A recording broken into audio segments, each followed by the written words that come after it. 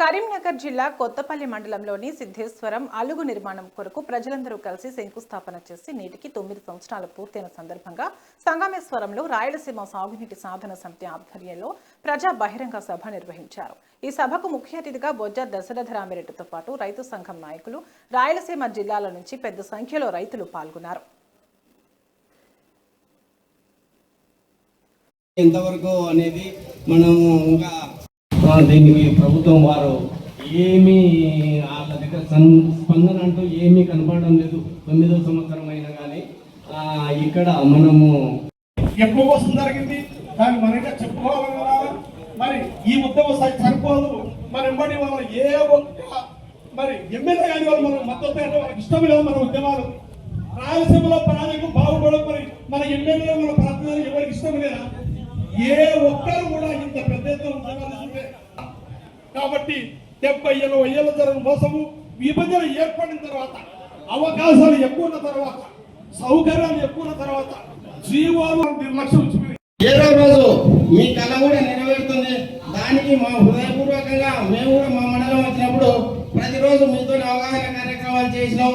మేము కూడా 10 మంది రైతులకు ఉపయోగపడితే మాకు కూడా కొంత సంతోషం మీ ద్వారా అది మీరు చేయగలుగుతారనే పూర్తి నమ్మకం మాకు కూడా ఉంది. కాబట్టి మీలో కొంత గుర్తుంచుకొని మమ్మల్ని కాదనకుండా మా దగ్గర నుంచి కూడా వాటిని ఎలా తీసుకుపోయి ప్రజలకు ఉపయోగపడే కార్యక్రమం చేపట్టినారు. కాబట్టి సుమారు 100-150 కిలోమీటర్ల దూరం నుంచి అలాగే మిగతా 3 జిల్లాల నుంచి వచ్చినటువంటి రైతులు, మిగతా ప్రజలు అందరికీ కూడా నా హృదయపూర్వక నమస్కారం. సభ సంగమేశ్వరంలో ఏర్పాటు చేయడం జరిగింది 9వ వార్షికోత్సవం సందర్భంగా. ముఖ్యంగా 2016 గత 9 సంవత్సరాల కిందట సంగమేశ్వరం వద్ద డ్యామ్ నిర్మాణం కొరకు రైతులే పునాది రాయి వేయడం జరిగింది అధ్యక్షుల వారి సమక్షంలో. ఈ రోజు వరకు సాగునీటి యొక్క విషయంలో అధ్యక్షుల వారి సహకారంతో హద్రీనివా, కాలేరు నగరి, తెలుగు గంగా మొదలగు వాటికి కేంద్ర ప్రభుత్వం నుంచి వాటికి కావలసినటువంటి అనుమతులు పొందడం జరిగింది.